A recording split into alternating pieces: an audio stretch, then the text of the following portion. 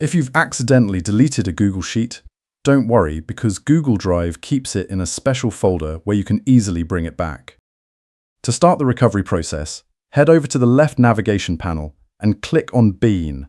This folder holds all your recently deleted files for 30 days before they are permanently erased. If this quick tip helps you out, please tap the like button below. Scroll through the list to find the spreadsheet you want to recover. Right-click on the file to see your options, which are Restore and Delete Forever. Choosing Restore would immediately move the file back to its original location in your drive. You can also click the three-dot menu next to the file to find the same Restore option.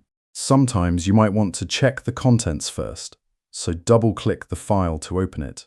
The spreadsheet opens in a new tab, but you'll see a pop-up window stating the file is currently in the bin.